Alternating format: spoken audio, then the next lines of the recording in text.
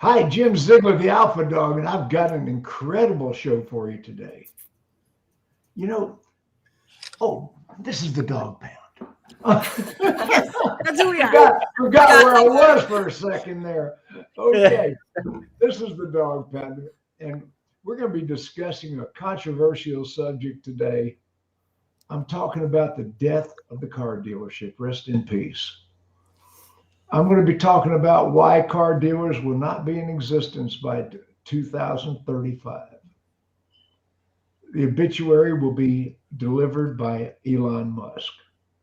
And I'm telling you right now, it's a very real thing. And pay attention. I've not been wrong. I've been prognosticating and predicting in the car business for 35 years, and I'm in the 90s of percentages of accuracy. Today, in the Dog Pound, we have Bobby Heron. Bobby, let's hear that voice. Oh, it's a little gone right now. Mm-hmm. Just came off the conference, so I've been chatting a little. Women in automotive, you just came back. Yes. Okay, I'm not gonna call on you too much today. I do need to heal. I'm on site with a client this week, so I need to be able to talk. I got you. And direct from Moscow, Russia. Actually, he's in Spain. You're in Spain today, right, Max? Yes, Jim, I am in Spain. Go to Spain. The mad Russian, the contrarian. Well, he's got some opinions on the subject today. And one of my old friends, 11 dealerships, multiple technology companies, my friend Brett Sutherland. Hello, Brett. Hey, Jim, look forward to this one. This is going to be, we're going to dive a little deep. Jennifer Briggs, how you doing?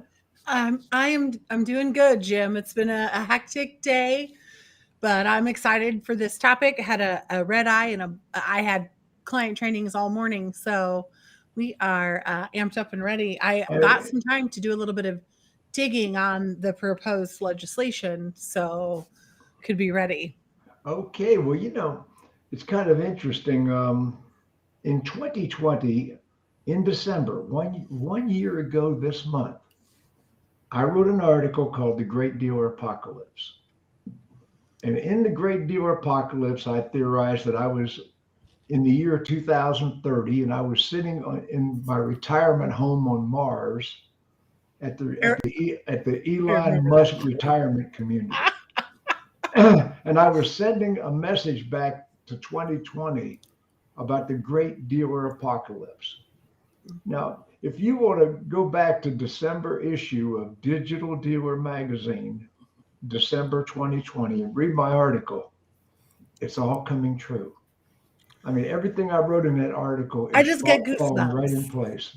I mean, I'm scary. I mean, it's amazing how accurate my. I've heard that before.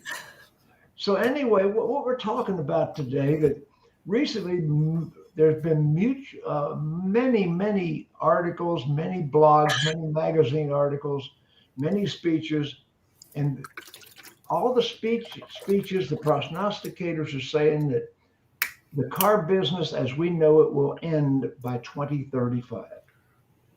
That direct from factory to manufacturer to consumer sales will be the way things are done. And we're going to talk about why that is. First of all, Max, what's your opinion on that? So listen, I think this is absolutely devastating if you're a car dealer. But if you look at it from the perspective of the OEMs, that I am convinced, they are dying to destroy the franchise laws, right? And if you look at it from that perspective, absolutely, this is exactly how you would do it, right? You would destroy the real revenue generating service and parts departments, right? By basically allowing people to go elsewhere. And at this point, what I do is F&I products and reinsurance. From this point, you have to understand that selling a vehicle service contract, either with a huge disappearing deductible or with a mileage tieback, that makes the customer go back to the selling dealer to do the repairs is an absolute must. Because if you're going to sell OEM service contracts, guess where they're going to send them for repairs? Exactly. Wherever the labor rate is cheaper. And I promise you that any independent will have a posted labor rate much lower than any franchise Now, dealer. Max, we haven't discussed that on the broadcast yet. Let's Oh, yeah, back because up I a want to second. get in there too. Yeah. Now, Brian Horn said the manufacturers have said they want to go to the Tesla model. That's absolutely correct. That's all the manufacturers. I hear it all the time. But what Max is talking about is the right to repair laws have been expanded under the Biden administration. And now some of the manufacturers, I saw an article last week that said that Nissan was partnering with 50 independent service facilities and allowing independents to do warranty work. And then all of a sudden, all those articles disappeared. I can't find any of them online anymore. All of a sudden, those articles are gone. Somehow they got erased. So, well, I wonder how that would violate the franchise agreement, because that's what, as I was digging through the laws and the expansion and everything that I had found, it's talking about opening up all of the repair manuals and the information to these independents that we've been able to keep as franchise dealers, but it didn't say one thing about requiring those technicians to have the same certifications that we do. So how on earth, if we have to do it as a franchise dealer, can we be put in a position of a complete disadvantage? They can have all of the playbooks, they can have all of the tools that we have, but they don't have to play by these franchise rules. They don't have to have their technicians serviced. Like, I am sure that Nissan dealers and their advocates and counsel flipped out, because I was flipping out after reading it once you brought this up last week. did you read the right to repair laws? And have you seen? I've been researching across all the states over the last 3 years since Massachusetts first passed, and looking to see the progression through it. But now it's federal. See, it was started out in localities. Now it's federal. Brett, what's your thoughts?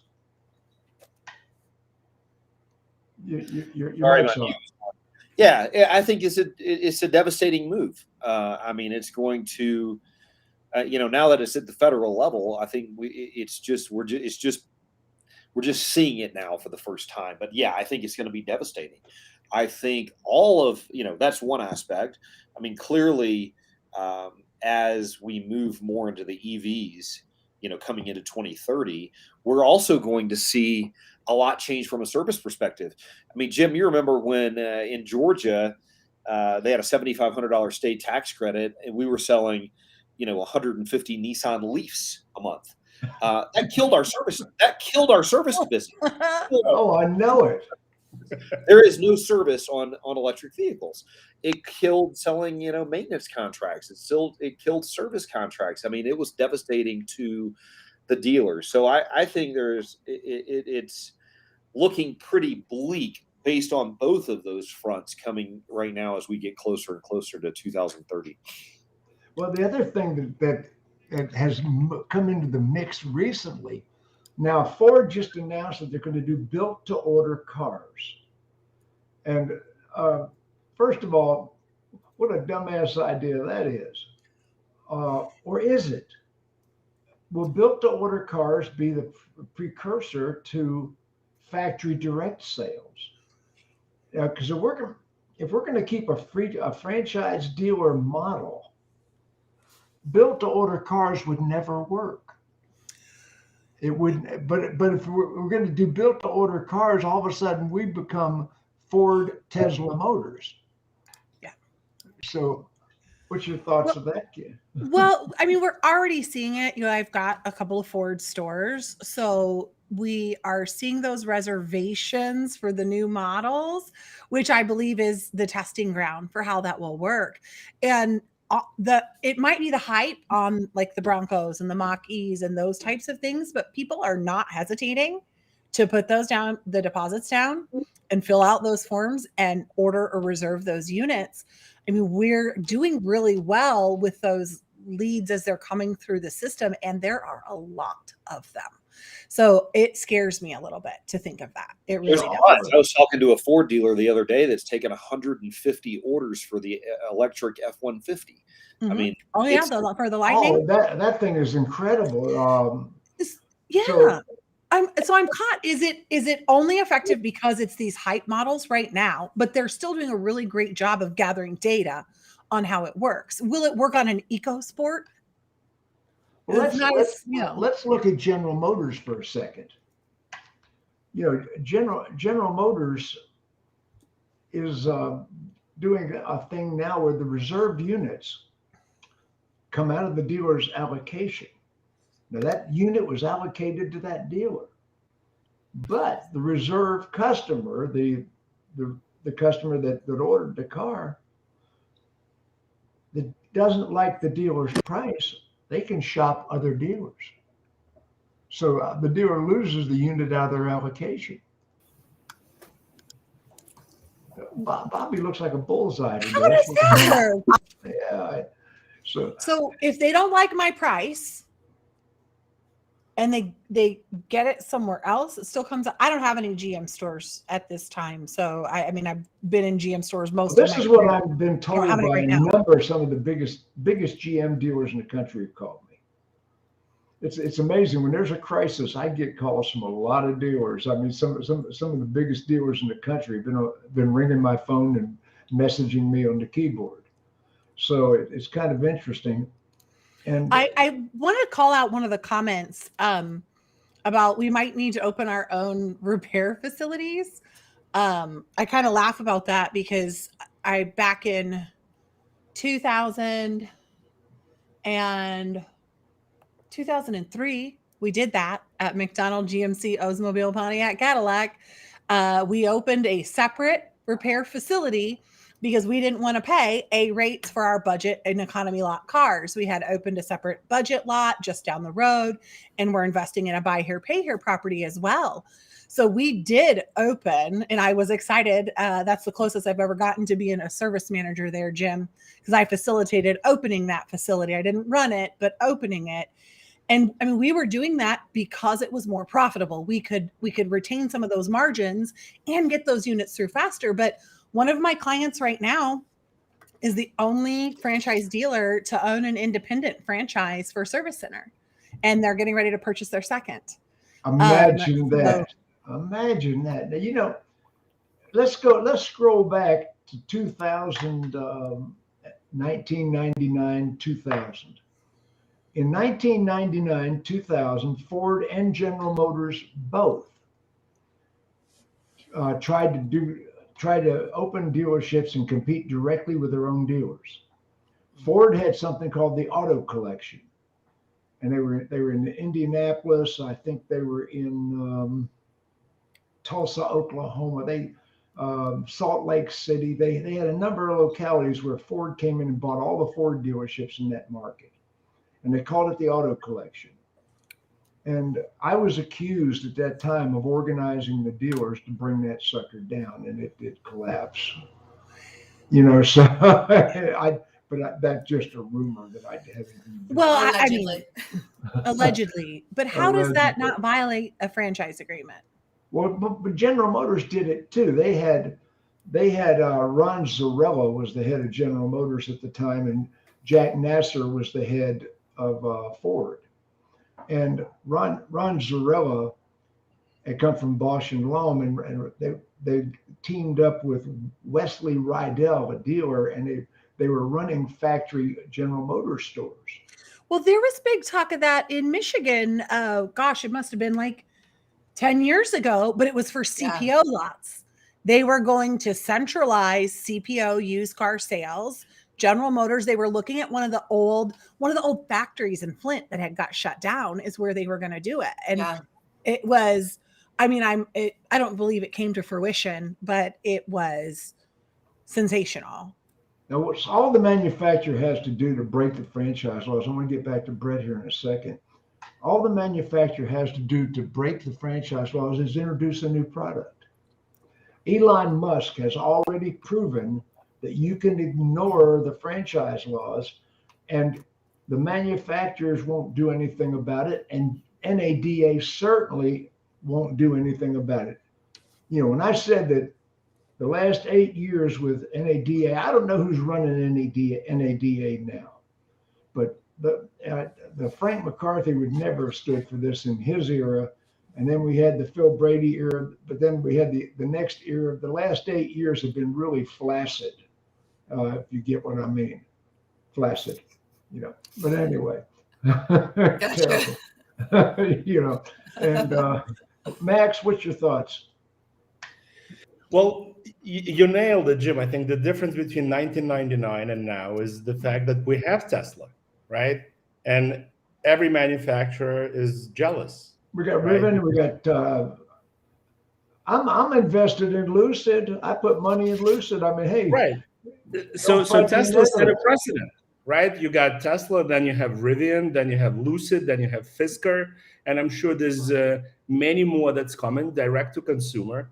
And between NADA and every state dealer association, nobody could legitimately fight it, right? And OEMs didn't want to fight it because, again, if you look at it from their perspective, it all makes sense, right? Because they do want to go direct to consumer. And many dealers might be in denial and thinking that OEM is their partner. They're not, right? They're salivating for that retail markup.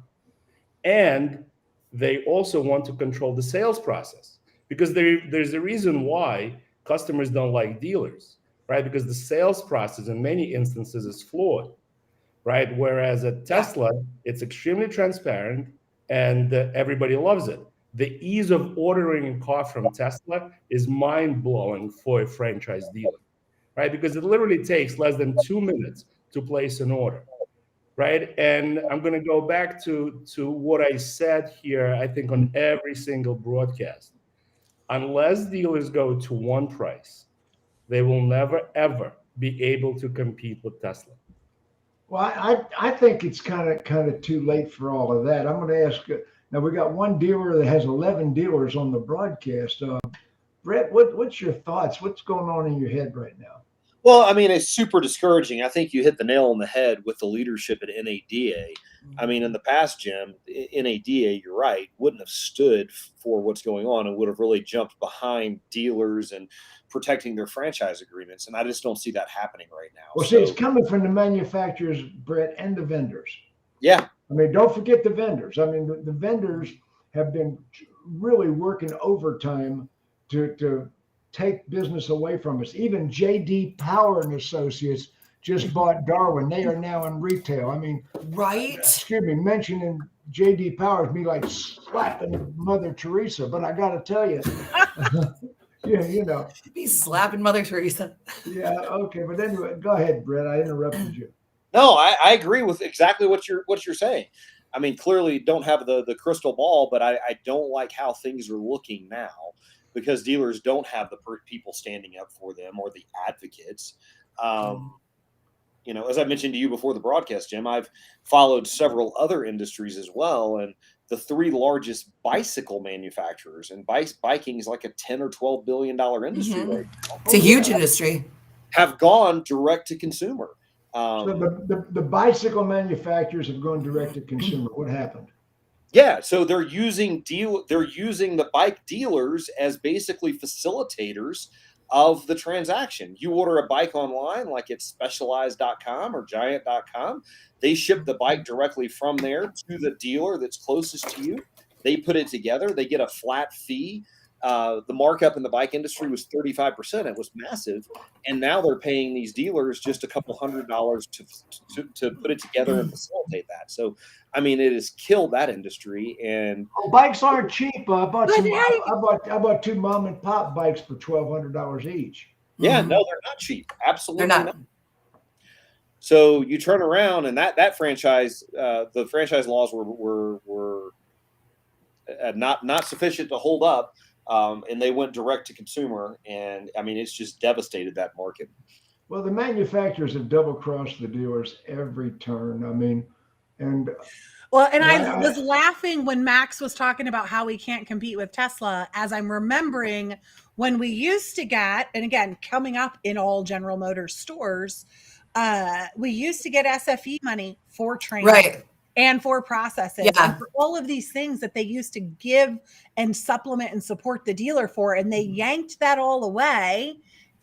After everything that happened in 2010, that's why I look at some of these younger folks in the business and I think about the training that I got coming up in the business. And I think, Max, that's probably why. And we had a Cadillac store. So we had 4 times as much training in the Cadillac store than Right. the other brands.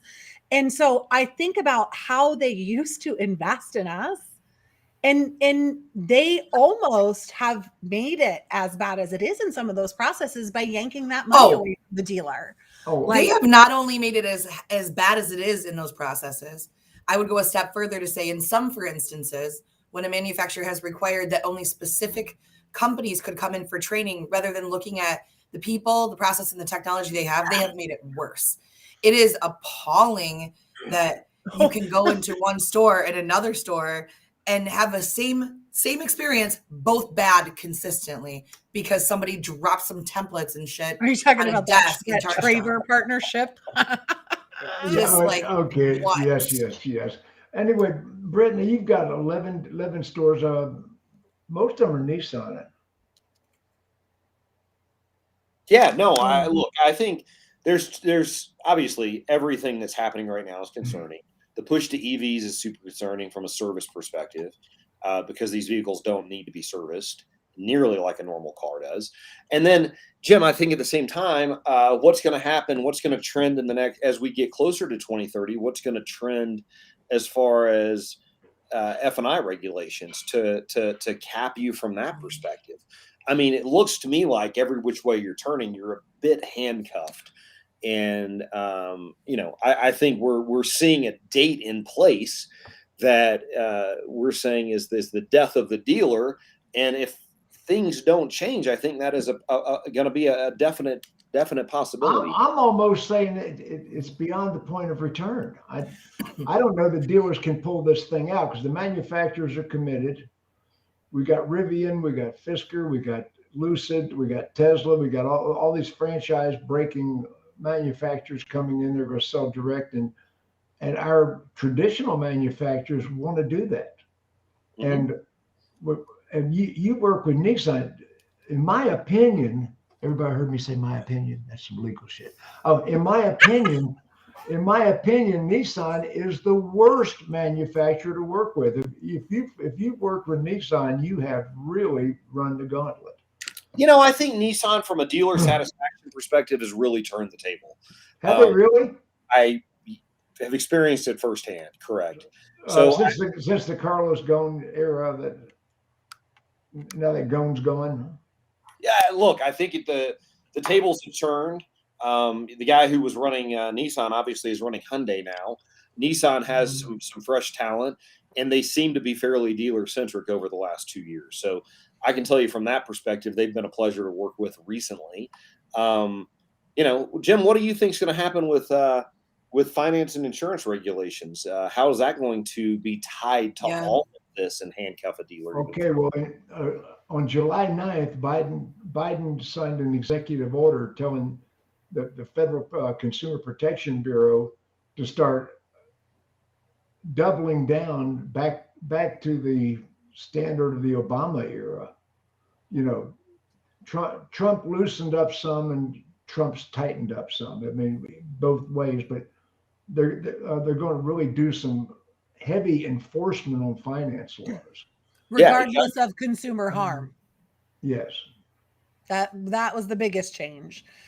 But Jim, I think the goal, right, is to do away with the finance reserve, and I'd like to see that. If they do that, banks will just compete on the flat fees. Well, right? So dealers have nothing to worry about if they do away with reserves. Max, I wrote 20 years ago, I would rather see them do away with finance reserve and pay a flat $500 per contract. If the flat was big enough, then there would be no discrimination. You know, if the banks would pay a 500, or the lenders would pay a $500 flat, it would be more than we're making now per contract, and everybody would get the same rate. Everybody would get the same deal. There wouldn't be any discrimination. Right. I agree with you. And when it comes to the actual sale of F&I products, you know, listen, I don't want to sound like a broken record, but you got to go to one price. And then there's no discrimination either. See, I was going to say you have to make sure you're doing reinsurance in order to preserve those profits, Matt. But that's the second step. I was gonna say that you need to offer 100% of the products 100% of the time. Well, I think right now the NADA has marched off the battlefield too many times. You know, where is the NADA with data protection? You know, we got vendors that have been abusing data terribly in this battle, and all of a sudden you got a whole boulevard at the NADA convention owned by one vendor. You know? I heard a fun name. Listen, I'm going to speak about that vendor, guys. And just to throw it out there, that vendor invested $350 million into Rivian. You're talking about Cox. And that vendor has all of their revenue coming in from dealerships that sell customers, you know, following the franchise laws. So listen, maybe I sound like a conspiracy theorist, you know, but this vendor has all the customer data that somehow can be, right, or could be shared with Rivian, you know, when Rivian is ready to produce cars and go aggressively after retail customers. Now that repair facilities, and Brett, I'm gonna go back to you. Nissan was the one that I saw that was partnering with, you know, repair facilities, independents. Have you heard anything about that? I've not heard a word about it. No. I saw the articles, and then the articles disappeared online. I've been trying to find out if that's true or not true. I've heard not a word of it. As I said, our family owns 7 Nissan dealers that are some of their largest stores, and I haven't heard anything to that effect yet. Nissan was the one I heard. And Gotcha. and there was an article that said that. I mean, Max, you saw that article too, I believe. It was in the Tribe, and all of a sudden that article was no longer. And there was 2 or 3 articles online about that, and all 3 of them disappeared. So I don't know what happened there. Whether the Elon got a hold of it. Or no, maybe the information was not factual. Maybe Nissan hadn't done that. You know, that I haven't heard that. I saw the article as well, but I haven't heard that either. I saw it. We all saw the article, but then it was gone. So anyway, what would be the model if Carvana, you know, stepped up and took some of this overflow business? Now we got Carvana competing with franchise dealers, and Carvana is having dealers right now post their inventory as if it were Carvana inventory. Have we seen that? Mm-hmm. Well, let's be clear though. Is Carvana having dealers do it, or are dealers being dumb enough to say yes to that? Oh, no, dealers are saying yes, but watch what That's happens. Exactly it. I'm just going to call that right now. So wait a second for everybody. No, but you got to understand, Carvana is selling that as a Carvana unit for what I'm doing. Right. Okay. But it just reminds me of when like car gurus got big. Bobby, they don't have the title. The dealer has. It's illegal to sell. Yeah, they don't have any of their titles anyways. No, but see, hold on for a minute, because you're looking at it like when the dealer is listing their inventory on there, you're looking at it like they're the salesperson in the car, but now they've just become the advertiser for the dealership. No, they're not. With all of their customers. No, they're not. No, they're representing it as a Carvana sale.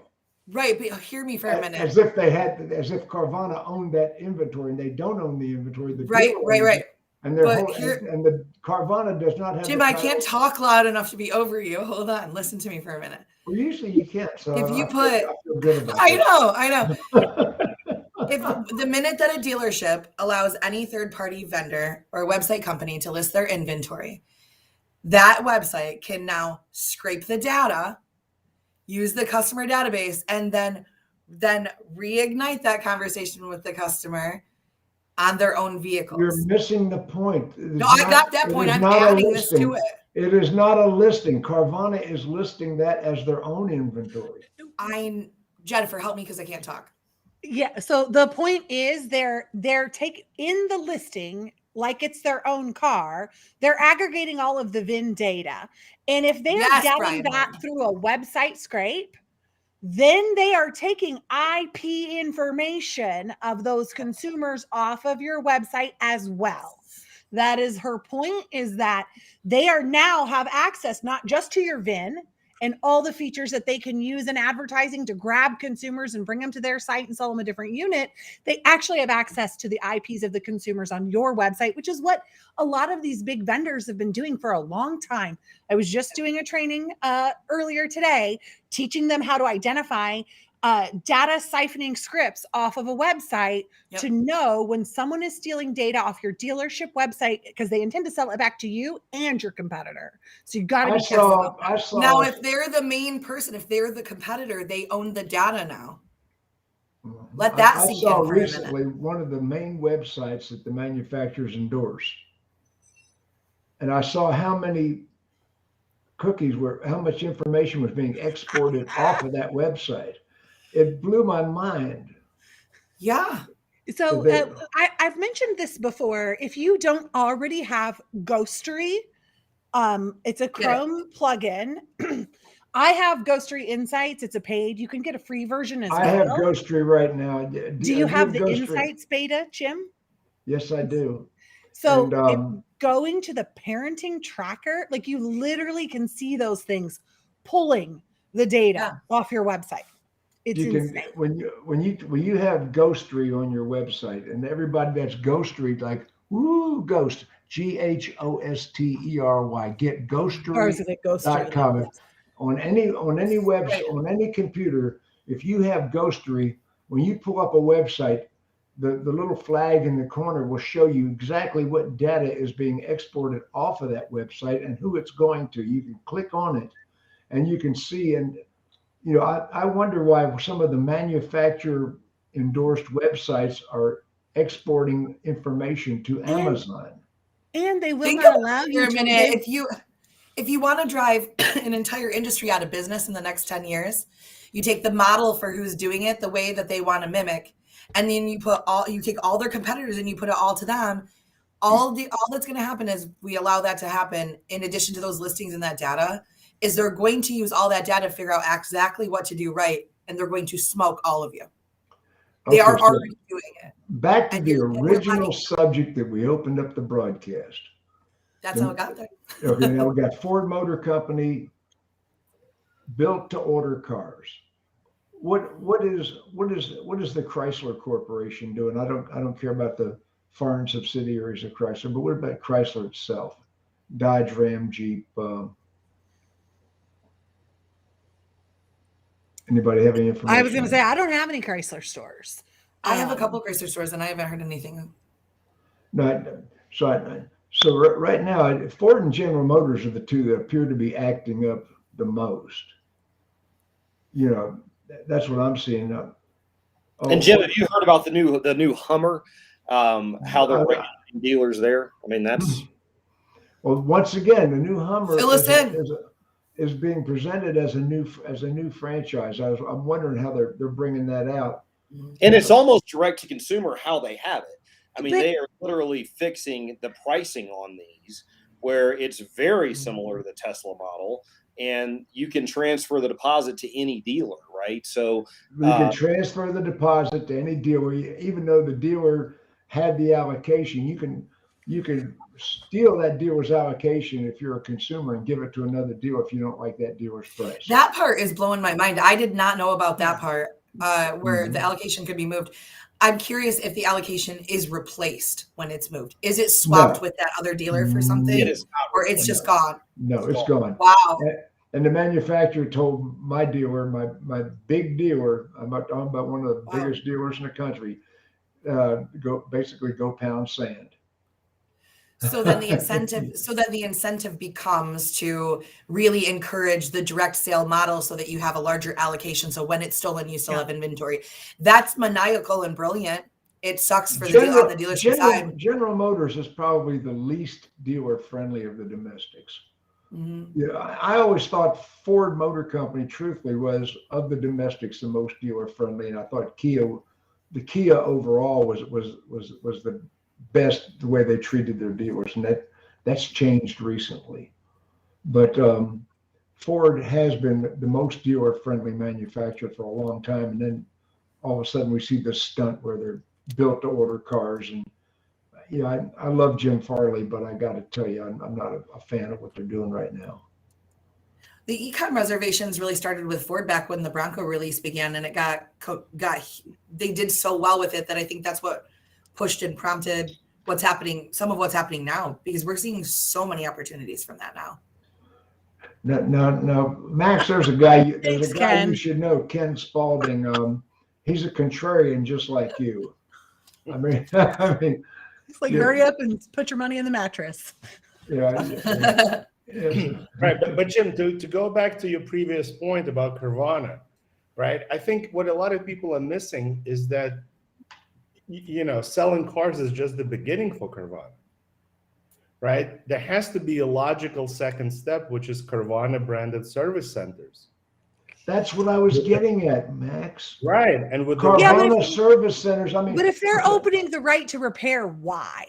Because again, I mean, we've seen Carvana is, especially in the beginning, not really great with profitability and with rolling that out and making sure that departments are built in a way that's profitable. So if they're going to have this right to repair, where's the benefit for Carvana to do that? Like, they can't even keep track of titles and where things are supposed to be. Do you really expect them to have a full facility to service these vehicles? I do, Jennifer. I do, because keeping titles is a bureaucratic function of a dealership, right? Selling cars and a service department is a bureaucratic department of a dealership. A service and parts department is a revenue generator, right? Oh. And it's a significant revenue generator considering parts markup and labor markup. It's much more significant than a markup you have when you sell new or used cars. So for them to open a repair facility with all the data that they have, right, and incorporate the right to repair and to go after new car customers that bought cars what about Walmart repair centers? What about Walmart or I just don't think if right to repair is really going to open all the doors. Done recently at a Walmart for tires because the dealership was such a pain in the ass to get it done at. So maybe we should get our shit together. How about that? Right. So all of it is self-inflicted. I agree with Bobby. It is. The right to repair would be completely irrelevant if customers. That's not what we're talking about. No, we're talking. Look at Brian's. We talk about all the bad things that car dealers do and how our process is shit. But that's not what we're talking about. That's not. Look at Brian's comment. We're talking about the Right to Repair Act is open. We're talking about the fact that manufacturers are starting to do built-to-order cars, which smacks of a Tesla model. They're doing reserve units, and the consumer that buys the reserve unit can move the reservation if they don't like the price, and take it right out of the dealer's allocation. Especially the new Hummer was the big issue one of my dealers talked to me about. And Brett, you're 100% right about that. There's now I saw Mary Barra on one of the interviews arguing with the government that they need to put huge rebates for purchasing electric vehicles. Brian Horn's a dealer that is a friend of mine. Brian is a Chrysler dealer, I believe. So anyway, Brian said that on the screen right now. But what about a Walmart service center, a Carvana service center? You got to remember, Carvana also owns Drive Time. Mm-hmm. Don't forget that. And you talk about having more consumer complaints and FCC complaints. Check out Drive Time's complaints. I mean, they're dealer friendly. If you look at the reviews on either Carvana or you look at Drive Time, the myth is the image. The image is the myth. they're not as dealer friendly as everybody seems to claim. No. Jennifer, Yes, Jim. what's your opinion of jump in? Oh, my opinion on drive time or this Mm. right to repair. I think that, Either one. well, I think that if it's going to be opened, it needs to be an equal playing field. So if they're going to be able to service at those facilities, then in order to retain that warranty, the OEM warranty, those technicians need to be certified the exact same way ours are. Because if it is not, we will never have a chance unless we are, and again, opening our own independent facilities outside of the franchise. And like I said, I mean, it's happening already. It was really strange. Everybody looked at this group kind of side-eyed, but it's working. We have the most profitable one of those brands for that independent, and looking at acquiring more of those franchises. And it's nuts because it's literally right in front of one of their Toyota stores. So the Toyota store and then the independent is like right there. But as far as the right to repair goes, again, we have to have that as even. If those techs are not going to be required for the same certification, then how can the OEMs require us to have those certifications? That changes the profitability of my department significantly. Well, wait a minute. Where are we getting all these techs? I'm gonna go back to Brett. Brett, It's easier to get them when they don't have to have all that training and certification. I know, Brett. Where are you getting all your EV techs? So this is that's a whole other topic, but I'll briefly hit on it. Technician pay, Jim, has been stagnant for years. You know, you've increased your labor rate, but your hourly rate for techs has remained the same. We've made a significant jump in hourly pay for technicians, and it's changed the game. I mean, you told me about that a couple of weeks ago, if you recall. Yeah, but how did that change the game? Well, think about it. Everybody's saying I can't hire technicians, right? And they're paying master techs $50 an hour, and you can turn around and say we'll pay a master tech $70 an hour. You're going to have everybody in the world raising their hand saying, "Hey, we've got an air-conditioned shop, we have state-of-the-art equipment, we have all of these things, and we're recognizing what you're worth." Right? That paired with marketing that correctly through digital is a game changer. And I don't know why it's taken people so long to figure this out. I mean, I'm at our house in Park City, Utah. I drive past a grocery store where they're hiring people at $24. Right. Well, it's crazy. So a technician, let's say you're not talking about a master tech, but you're talking about a fairly skilled technician is making 28. Yet a guy at a grocery store can make 24. Give me a break. Insane. Some things have to change. And if you are having trouble hiring technicians, shame on you. I mean, if you dial their pay in correctly, dial your message in correctly through marketing, right now we have a huge competitive advantage in that regard because, we are hiring aggressively, and, our service business has exploded during this pandemic where others are saying, "Hey, we can't find anybody to work." Well, who's training these techs now? I mean, where's the tech factory that's spitting out all these techs? That's a big problem, right? That is a massive problem. I mean, you've got less people going to trade colleges. Jennifer, you posted something on a story I posted on LinkedIn, and you had some incredible points. Yeah, I mean, a lot of it, and what I had shared on Brett's post in Corona, Michigan. When my oldest started high school at freshman orientation, they did an 11-minute presentation on underemployment in the United States. Mm-hmm. And they were educating not just the kids, but the parents, because a lot of that pressure for university comes from the parents. And they were really looking at that and advocating the trades and advocating, listen, we get it. Like, your parents are telling you need to go to college, but do you really need to go to college? Because these people are coming out of college and they're not making any money.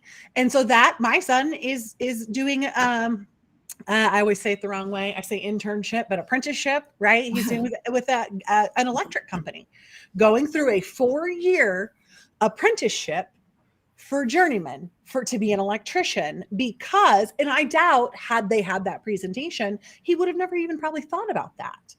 And so I think that not just us as employers, but us as parents or educators, we really need to take a look at that. But I know there are a lot of people who are doing incentives to include the training as part of the benefits package. So if you can take a technician that might not be certified where you need them to be certified, put the right employment contract into place, and then train them up, just like we do so many other departments. We have gone way. I get what you're saying with EVs and how it's changing the landscape of the technician. We haven't even started to scratch the surface of that yet. I mean, right now, you're what you've typically known as a grease monkey mechanic working in the back. That's a thing of the past. And as we progress more into the EV world, your typical technician is going to look like a computer programmer. So that is a fantastic question, Jim. But the question is, are they going to be working for us, or are they going to be working for an independent shop after the dealer apocalypse? And in this apocalypse, do we have to take all these this recall business, or are these independent lots going to handle that? Right. Because I know that there's a lot of hours that get consumed with that. And depending upon if you're looking at your profitable op codes and advertising for that traffic, I could fill up those hours with way more profitable CP jobs than the warranty work. Okay, now Jeff Hayes, that's a great point. A large dealer group, I don't know where he is, but a huge community college built an auto repair training facility, and he's talking about where he is in his market. I don't know what market that is. That used to be common. My high school had an auto Votac attached to it back in Hutchinson, Kansas. And that used to be more common. I've not seen anything like that recently. Well, we've got a little around the subject. The subject started out, what are we all going to do? We always do. What are we all going to do when the auto industry collapses before 2035 and all the car dealer lots become big outdoor skateboard emporiums? What are the margin in the resort industry? Yeah, I mean, huge. Are we all going to be standing on an exit ramp with a cardboard sign? What's going to happen to the car people? So our dealers, they're going to adapt. We're resilient. I think we'll find a way. I'm telling you, it'll be different. And it might be that we're the independent lots. It might be that we're the independent service facilities. Look at who's against the dealers. We've got villainous vendors. And I mean, we've got some really shady vendors that are plotting against you. You're paying them, and they're taking your data. They're using it against you dumbasses. But anyway, you got some vendors that are stealing your data. You have villainous vendors. You've got untrustworthy manufacturers that are really working to help defeat the franchise laws. I'm telling you, the franchise laws, when Henry Ford traveled around the country back in the 20s, shaking hands with everybody that wanted a Ford dealership, and begging dealers to come aboard. And during the bankruptcy of 2008, when the manufacturers were on their bloody knees begging the dealers to bail them out, I mean, they've always turned to us. The auto collections, the Chevrolet initiative, when they bought their own dealerships, they failed miserably because the manufacturers are dumbasses when it comes to selling cars. They don't know what they're doing. And every time we get a whole new generation of manufacturers trained, they retire, and we got to train a whole new generation of dumbasses. So all of a sudden, you're feeling strong about this today, huh? I've been doing this 47 years. Yeah. And every time the manufacturers get friendly and start working with the dealers, they retire. And here comes this whole new batch right out of school. It's been a cycle. So everybody seems to feel that the car business, as we know it, is going to collapse by 2035. Dealers will be out of business. There won't be franchise dealers. Manufacturers will be selling direct to the public. Repair facilities will be run by independents, maybe Walmart, maybe Carvana, maybe Amazon. JD Power is going to be selling cars. I mean, where I'm serious. Where are we headed with all this? Max, jump in first. So, Jim, I think the real issue is that I think we have 18,000 franchise dealers in America. And, car dealers they never represent the unified front, right? Because there's such a huge They fragment. thought the NADA was covering that. NADA But is it's not not. covering it. It's not. I agree with you. NADA, to be clear, NADA can't even do anything these days as simple as getting a texting law clarified. I don't know why anybody's surprised by this. Right. So at this point, the problem is that they're not unified. And also because of the OEMs, right, car dealers live in a 30-day reporting cycle. Unlike all other corporations in the real world that report quarterly. Quarterly. Yeah. Right. So if you live in a 30-day reporting cycle, it's a never-ending rat race. And when you participate in this never-ending rat race, there's no time to see the big picture, right? There's no time to realize that there are major forces against you. So I just want to encourage dealers before it's too late to really get unified, right? And forget NADA. Maybe hire a major law firm or a major lobbying firm and get your message across to your state politicians and to Washington, D.C. Because those lobbying firms, you guys, when I did that right to repair research, most of the pages I found were state lobbies in favor of it, asking people to sign. So we definitely, Max, we're going to agree. It's going to be one of those weeks. It happens once. Oh my God, it's a miracle. Wow. We're going to agree. Anthony Galenti, I agree it's a real possibility by 2035 or sooner. From a political standpoint, can we afford the kind of job loss in America when the dealers are gone? Where do all the people who are tied to this industry go to work? I mean, maybe technicians.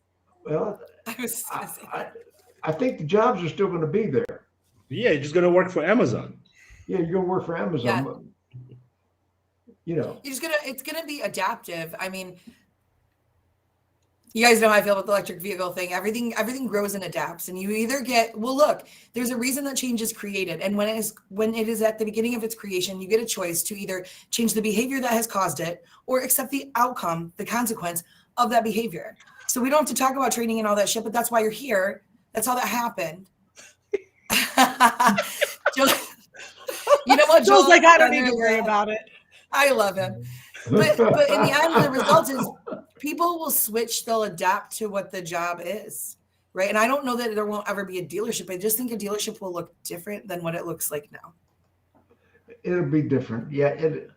I am one that believes that there's a lot of forces against us.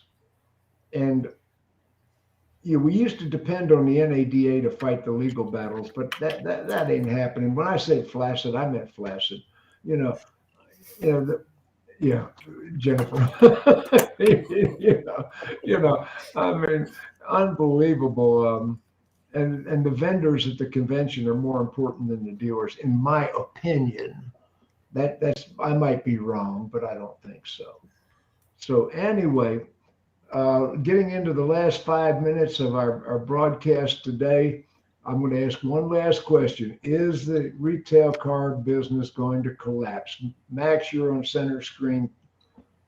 Are dealers going to go out of business? Are dealers going? No, yes or no? Yes, sir. Are dealers going? I mean, I'm going to. He needs a disclaimer.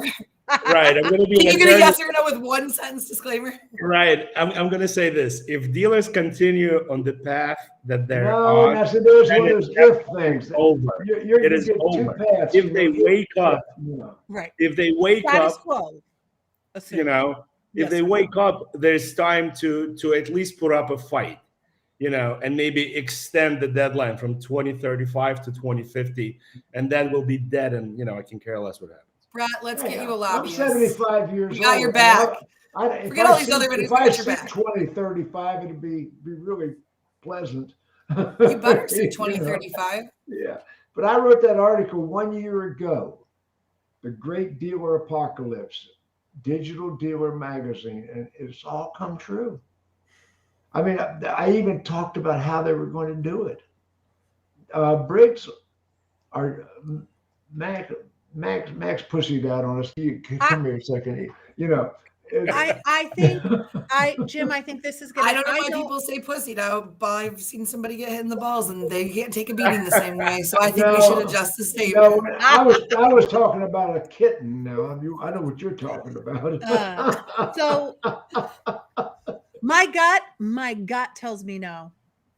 I don't think that will be the case because of the type of people that we are. And as you were talking about all the things that have been beating up upon us, and I think coming up, I was just, of course, sharing this story yesterday with somebody coming up as a young woman in the car business. Like, I got the crap kicked out of me a gajillion times, and I'm still here. Now, will it look vastly different? Most likely, but no, I don't think we're going to be dead. Okay, now I know one of my better friends is Lenny Belavia, the dealer that does class action suits on dealers and such as that. He rescued a lot of the Chrysler dealers during the bankruptcy, you know. Yeah. I've had this discussion with Len. You know, Len bailed me out on another problem a while back.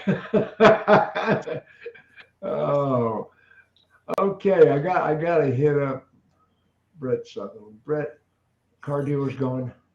No, I don't think so at all. I think bad dealers will inevitably go away. What that's going to do is going to greatly improve the customer experience, and dealers won't have as much pressure. And I think the bad dealers that should have gotten out years ago should, now they have a false sense of entitlement with the profits they're making. When the bottom drops out of this, it'll all shake out and balance, in my opinion. And, you'll see the big guys get bigger and you'll see the smaller guys move on. But no, I don't think it's the end of the dealer. I think it's going to be a different environment. But as Bobby said, dealers do well at adapting, and they have for years. You said something earlier, and you said that you're really having a good experience working with Nissan. Mm-hmm. And one of my other dealer friends, for years and years and years, Keith Orr. Sure. Dealership. Keith, I knew Keith and his brother when they were kids. When Mo or his dad was running the show, and he said that he's having a great experience with Nissan. And it's changed dramatically. I think I'm going to change my opinion on Nissan if all my dealers start telling me that it's a franchise to work with. It's a great franchise to work with right now. I mean, talking with the 20 largest Nissan dealers recently in Las Vegas, I mean, everybody's having a very, very similar experience that I am extremely. That is good to hear. I would change my opinion based on the fact that my dealers are saying, hey, Nissan has turned the corner. Now, 3 years ago, you wouldn't have said that. Right. No, you wouldn't have said that 3 years ago. So I'm really pleased to see that. Bobby? Car dealers gone? No, I'm going to agree with a synopsis and co-sign what's been said. What I really think is going to happen is that a more competitive playing field is being created. And like Brett said, the greats are going to become bigger, and the terrible people offering a bad customer experience are going to end up getting out of the way. That does not mean that building. They're going to get a facelift on that building. That does not mean that if it doesn't improve before that happens, that it couldn't be accurate. I don't want to hear them if. No, it's a strong if, I don't it's want a strong to see if. them ifs. No, I've got one personal question to ask you, Bobby. Yes. What you got going on with Joe Kasser? Joel, I have seen him either joke propose or real propose like 8 times. Joel is a great guy and a friend. Okay. Pineapple. Well, we could do a whole show. I'll get Joe on here one of these shows. I'm telling you, he's a great time. He's super hilarious. He's fun. He actually is. I do, in fact, have a ring from him. Joel's a good friend of mine. I do have a ring from him. I knew Joel before I knew you guys. Matter of fact, I think you probably met Joel because of me. He actually proposed at one of your internet battle plans with a ring to Bobby. It was not a real ring, which is why they're not married. It was beautiful, though. Joel, so if we are ever getting married, I really like the style of that ring, just to be clear. Okay. As we get ready to wind it up, we went way around the bush on this thing. It started out, you know, our dear was. I'm trying to get that message off the screen there, guys. People say, Ziegler, why do you always lean to one side in these broadcasts? Well, people don't realize the reason I lean to one side in these broadcasts is I'm operating the mouse with my right hand. Mhm. You know, I'm putting all these screen things. Yep. I'm moving people in and out, and I'm doing things. So people don't realize that the reason I lean to one side is because my right hand is operating the mouse, and I'm doing all the stuff on this broadcast. You know, so, I like your background with the balloons today. Balloons in the dealership. thank Hey, you, thank you. Jim, I'm gonna have to jump off. I got a hard stop at 1 o'clock. I got to jump Well, into another. Thank we're hard stopping. you for joining us. Everybody wave. Appreciate it. Take care, guys.